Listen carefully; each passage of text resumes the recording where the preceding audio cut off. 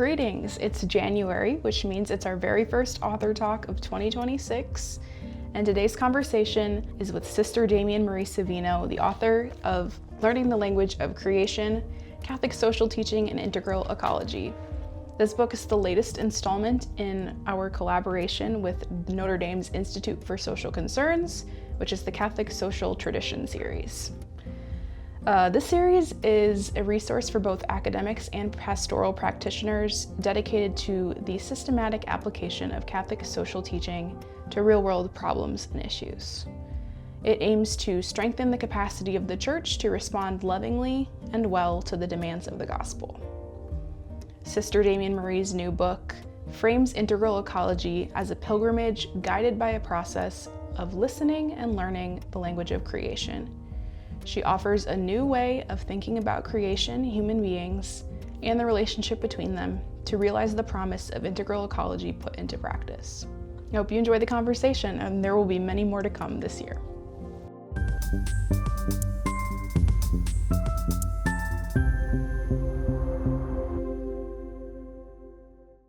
Okay, so first, can you just go ahead and give us a little introduction into who you are and what you do?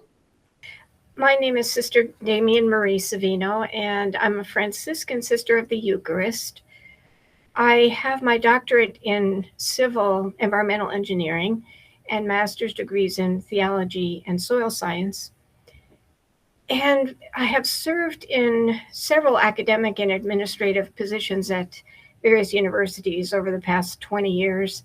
Currently, I have an appointment at the University of Notre Dame as a visiting research professor of engineering with a concurrent appointment in the McGrath Institute for Church Life. Before that began this year, before that, I was on fellowships with the McGrath Institute and the Kellogg Institute for International Studies.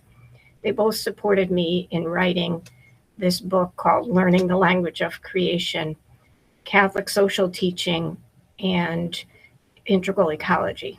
And so now that the book is done, I'm doing many lectures and book signings, as well as working with different groups on campus who are working with integral ecology. It's kind of a big topic here at Notre Dame, and doing a little bit of teaching of graduate students on the subject as well. That's awesome. What specifically led you to your engagement with this environmental conversation? I know you kind of start talking about your childhood a little bit in the prologue. So if you could kind of talk a little bit about that. Sure. Yeah, because it's been a lifelong calling, I have to say, and I thank God for it. As a child, I really didn't have a lot of science background, but I just had a sense of awe and wonder at the created world. And that's probably what has animated my whole lifelong journey in this area. I spent a lot of time as a child outdoors. I love lakes, hiking, camping, and all of that. And then at the same time, as I was loving the beauty of the natural world, I was also being confronted with issues related to contamination. Our neighbor ended up dying of cancer, and it seemed that it was because her well water was contaminated. At least that was one of the causes. So my heart kind of broke with those experiences. Then when I went to McGill University, I decided to study science, and that actually deepened my sense of awe and wonder. The deeper I got into the science, the more my sense of awe and wonder grew and blossomed, and that drove me to want to care for the land and to protect it. And at McGill, I went on a study abroad to Finland, where some of us were studying subarctic ecology, the science side, but then some students in anthropology were studying the culture of the Sami or the Lappish people. And I realized what a gift it was to be with that kind of interdisciplinary group. And at the same time, it just imprinted upon me that the natural ecology and the human ecology are so intertwined, and you can't separate them. And so that has then kind of driven all of my work since then. And then when Pope Francis came out with his encyclical, Laudato Si, on care for creation, it was putting words to everything I had kind of known experientially in my studies and in my experience of the natural world. So all of that has been, I would say, a calling, and I really hope I can lead others, future generations, into that same sense of a calling to care in this way. Yeah. And you're a sister, a Franciscan sister of the Eucharist, you said. So how has that shaped this environmental worldview that you have? Yes, well, I like to tell people that it actually started as a child, but then it started with the science. And then when I graduated from McGill University, I then discerned a call to the Franciscan life and met the Franciscan Sisters of the Eucharist. So I went from loving nature to studying nature as a scientist and an engineer to then becoming a Franciscan Sister of the Eucharist, which has brought everything together. So that religious call has kind of unified everything in a very beautiful way and has really illumined my understanding of creation and of the role that we have in caring for it. As sisters, we all work out in professional settings, but we ground ourselves in that work and in our community life by working on the lands where we live. So we garden, we process the food that we grow, we do our own cooking, we bring groups to our lands and work with them on the land. And so both the land and the process of work are central to living our religious life. And so this has shaped my view of creation, I think, in a few ways. First of all, creation requires us to work. As it says in Genesis, we have to extend ourselves in body to the world around us. That's just how we're made. It teaches us patience and attentiveness to ecological cycles and in soil, plants, and animals. So when we're gardening, if we're not attentive to that, we're not going to get production. And it does sometimes happen that we don't get production. And then that causes us to look at why didn't we read the land properly? So we can't rush those cycles. We need to sensitize ourselves to them, to listen to the created world. And I think that listening stance I was trying to bring out in the book because I realized that was so core to how I understand creation. There's also the joy of working together, so the community spirit, sharing the joy of bringing others into relationship in that way. And then, the peace, I think, the inner journey that we experience in as we relate to different aspects of the land. Where I live in Michigan, we have animals, so we grow our own beef, and we have some sisters who really identify with the beef. I work with the chickens, so I'm what they call a chicken sister. And really love that sense of, and the joy. I still, after these years of working with them, still love going out and collecting their eggs every day. It's just such a gift. So I think the land teaches us also about gift. We didn't make it, and it's constantly gifting us as long as we are attentive to it. And I think that's a beautiful vision. Why is the world set up that way? Well, it says something about the Creator. So I love that. That's awesome. And that you're chicken sister. That's great. Yes, they're quite delightful. I want my own chicken someday. Is that right? Oh, they're not difficult to have. So a little bit more broadly, for those who haven't engaged much in these Catholic conversations around the environment, can you give us a little introduction and maybe a little background to integral ecology and kind of, you don't have to do the whole history, but where did that come from? Yeah, it's kind of, it sounds like a complicated term, so it does require a little bit of introduction. It is the central focus of Pope Francis's environmental encyclical Laudato Si. It was, and in putting it in that encyclical, he effectively added it to the Catholic social teachings because he really placed it at the heart of the encyclical.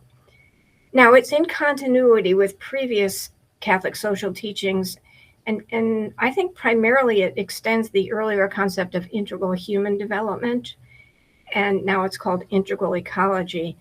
So it's extending that notion of integral human development of the whole person, of all persons in relationship, then also to include natural ecology. So it's kind of natural and human ecology together in a holistic way, understanding that they're very interconnected. In the encyclical, some of the categories that Pope Francis includes in integral ecology are environmental ecology, economic ecology, so it includes the whole economic realm, social and cultural ecologies, the ecology of daily life, he calls it, relates to the common good, and intergenerational justice as well. Now, in the book, I try to expand a little bit more on this notion of integral.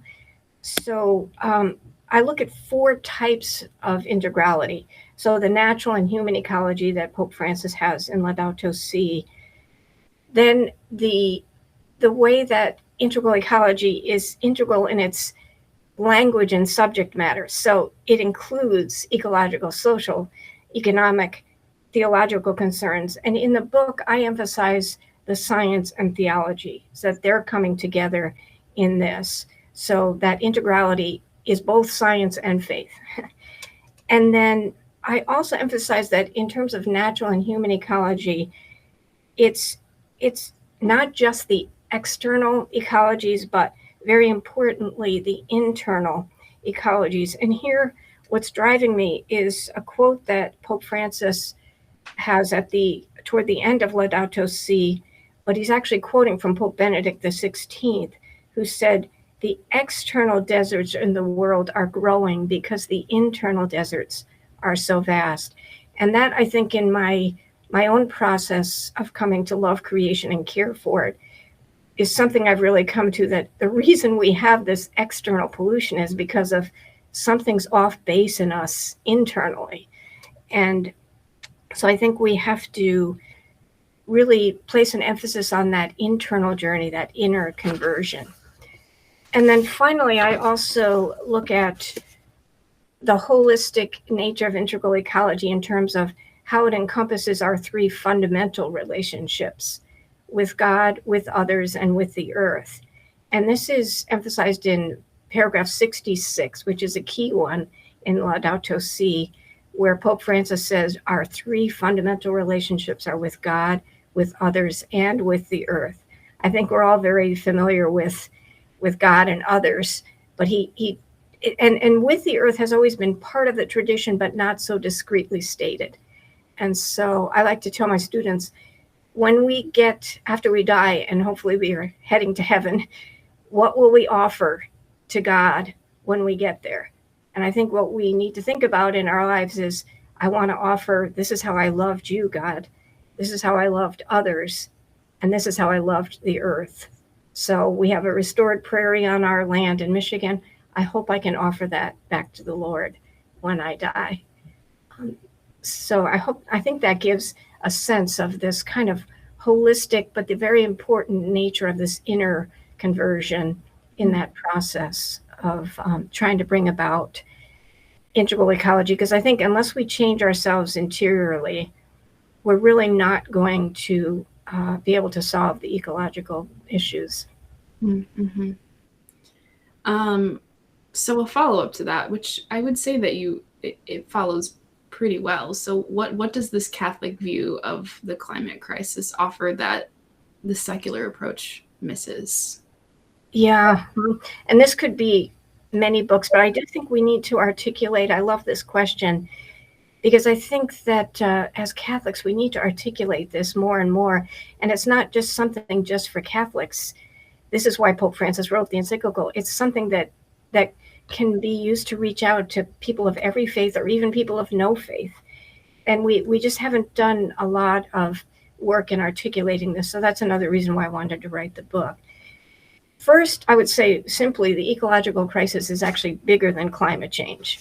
So climate change is very important, and it's central, and I address it in the book, and Pope Francis addresses it in Laudato Si. But so the ecological crisis includes it, but it goes beyond it, because the root causes are in the heart of the person, as I was saying.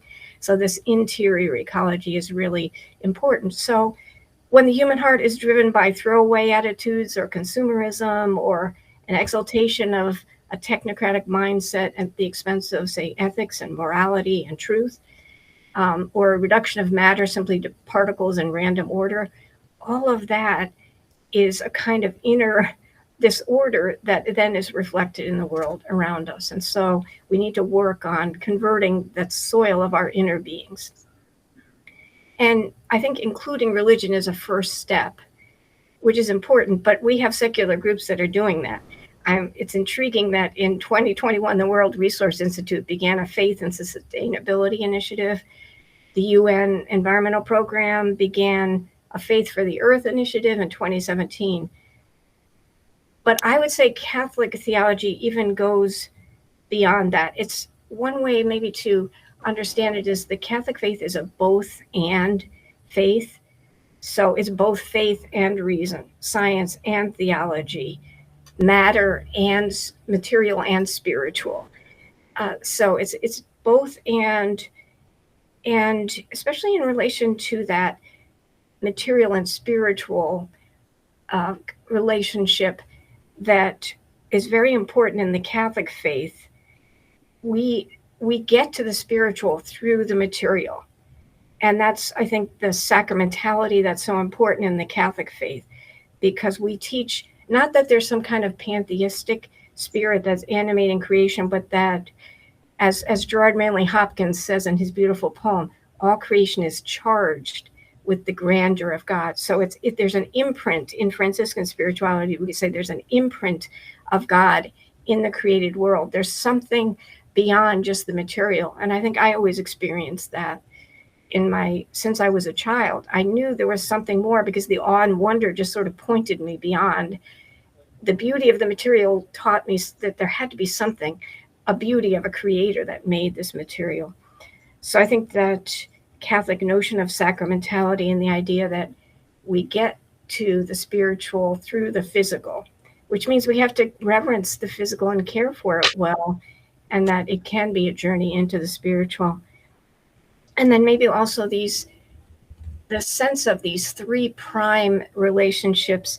So Catholic faith is Catholic with a big C, but also with a small c, meaning that it's universal, right? So it should govern our relationship with God, our relationship with others, and our relationship with creation. So we have in the Catholic faith a very robust theology of God, of a Trinitarian God. He's a communicative God who's relational, because the love between each of the persons in the Trinity is overflowing, and that love overflows into the beauty of the world around us. So the world is constantly speaking of this kind of self-diffusive, overflowing love from the Trinity. And Pope Francis even presents a challenge in Laudato Si for us to learn to read reality in a Trinitarian key, which is, again, what I'm trying to do in the book, at least to show an example. We also have a robust understanding of the human person, who we are in creation. We're not meant to be dominators, nor are we the disease of the earth.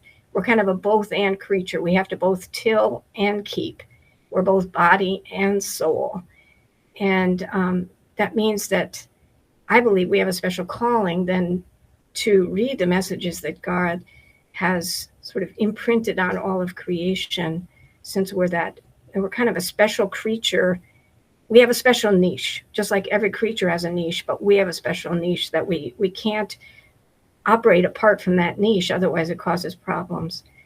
And that niche involves also that interior expression.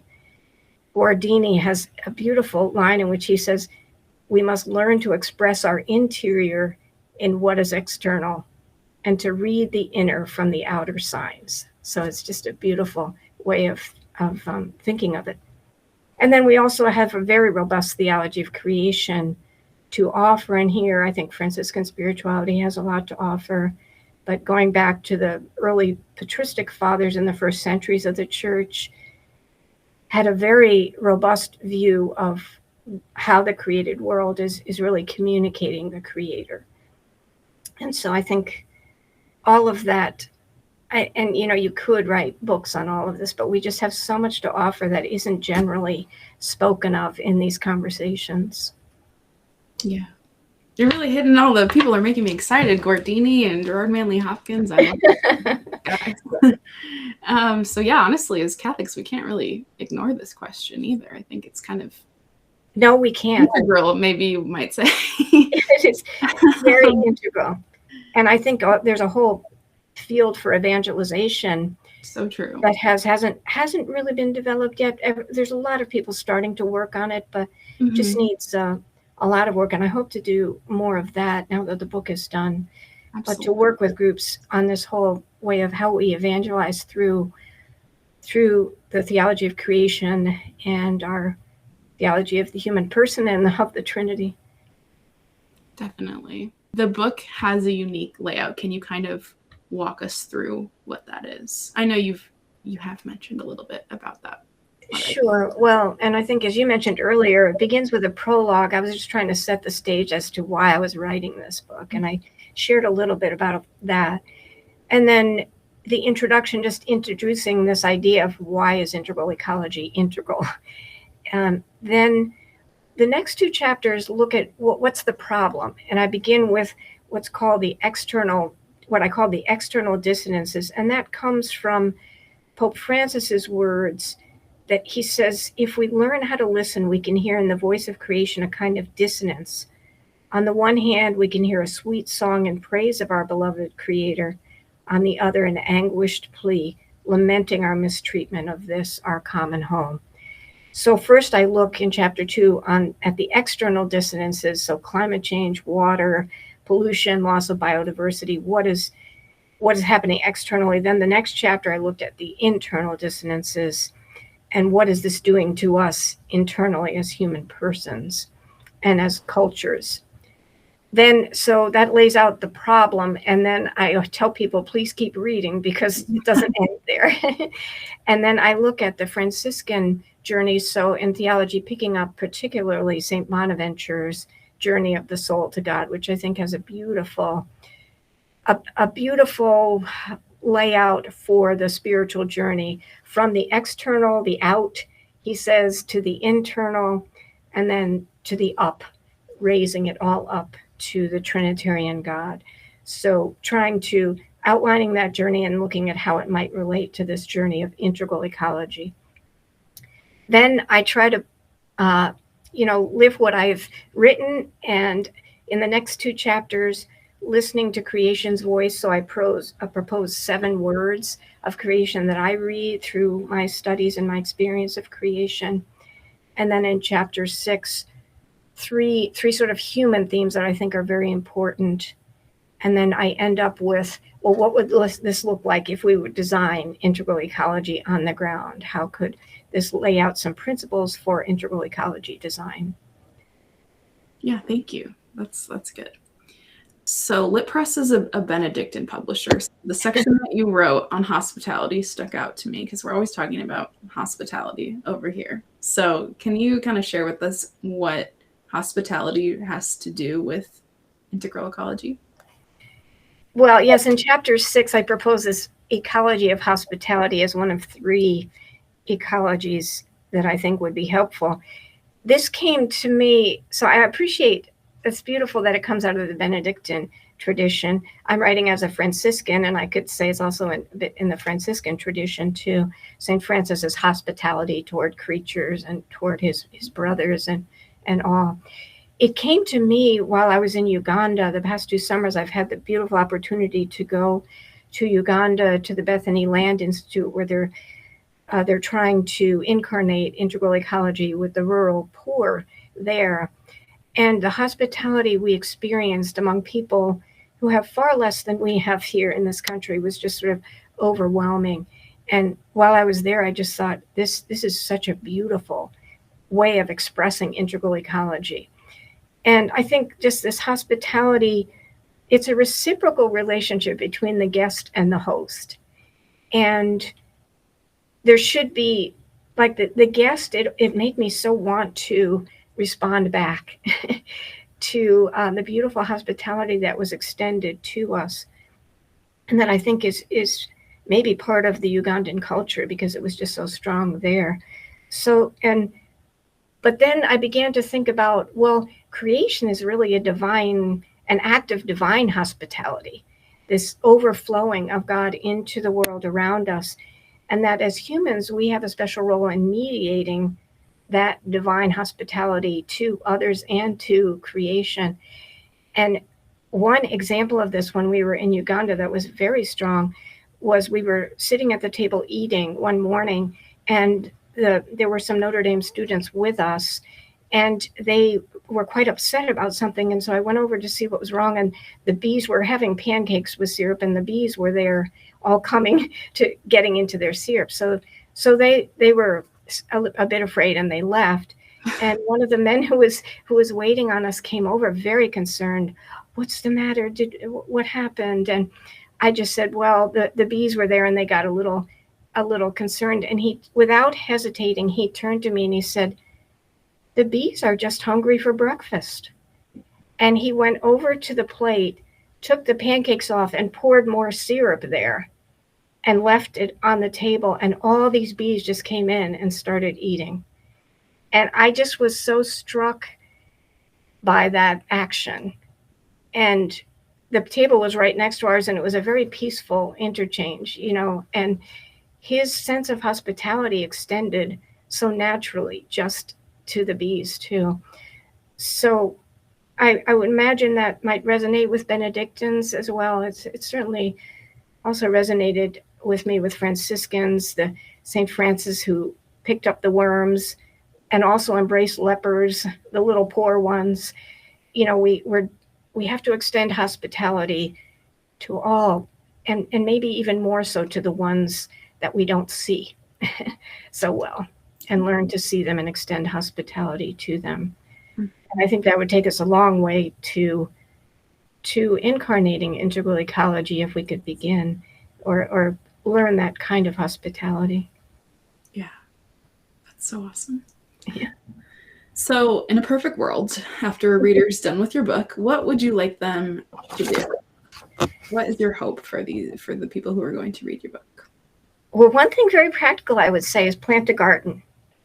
If you live in a city and you don't feel you have room, then plant a few container gardens, or grow microgreens. You can do that inside in a small container with seeds and soil. There's just something so beautiful when you see that little seed sprout. I think it's just a surprise every year, and in every setting. It just seems like this, how could this happen? And then when that tiny seed sprouts from such a tiny, vulnerable sprout and grows into a plant that has many, many fruits on it, just the whole process, I think, would be a great way to start to have a hands-on experience of integral ecology and what it can bring to us. The other thing, practice attentiveness. So I used to give my students an assignment of having to go out somewhere, and I did this in Houston. We were in the middle of the city, but I don't care where it is, but sit there for 1 hour a week, every week of the semester, and just watch, go to that same place, turn off your devices, and watch. You could draw, you can write, but somehow be attentive and express that attentiveness in that place. The responses I got often were that the students thought it was kind of a crazy assignment at first, but then after a few weeks into it, they began to realize, oh my gosh, that anthill that I thought I was just passing over. Look at that, the ant is carrying food there. And then all these other ants are coming and they're helping. So I think to practice that attentiveness, and I've even suggested to students who might ask, what should I do for a Lenten practice? Maybe just turn your devices off and spend some time outdoors in a place and just observe, or visit with a friend instead. So I think practice attentiveness. I think also in the book, I offer this ecology of hospitality, also ecology of sacrifice, and ecology of praise. So I think that hospitality, sacrifice, and praise, I think practice those. Practice some kind of unasked for hospitality towards someone or toward the earth. Consider making some small sacrifices in your daily life. And you might even begin to realize the spiritual value of that kind of sacrificial mentality. And then this practice of expressing praise, expressing gratitude. We live in a world that's just bulleted with complaints, negativity, and the ecological world is like that. There's a lot, I'm not saying we ignore that, and it's not a Pollyanna look at it, but we have to be aware of that, but then consciously practice living a spirit of gratitude. So even to the point of every night thanking God for 5 things that day. And I think we would see that something in our interior soil will change. And I do believe that will make a big difference in terms of how we treat one another, how we treat the earth, how we envision God, and how we're able to love those fundamental relationships. And that, to me, is where we need to go if we really want to incarnate integral ecology and make real changes in the whole ecological landscape today. Do you have any final thoughts you would like to share? Maybe just to reiterate, not to be afraid of creation, to really work on developing a spirit of awe and wonder and attentiveness. Simone Weil has a beautiful view of attentiveness where she speaks about learning something about the creator through the beauty that she experiences in what she sees around her, and that it's all pointing to something eternal. So while we're attentive to the here and now and this kind of incarnational reality that we live in, allow it to point us to the eternal and to the hope, I guess, to just leave us with hope, that I think integral ecology is an ecology of hope too, which the world so desperately needs. So I think just knowing that integral ecology and hope are so interconnected, and integral ecology could be a path or a journey to hope. Thanks for watching this author talk with Sister Damien Marie Savino. Her new book, Learning the Language of Creation, is available now at litpress.org.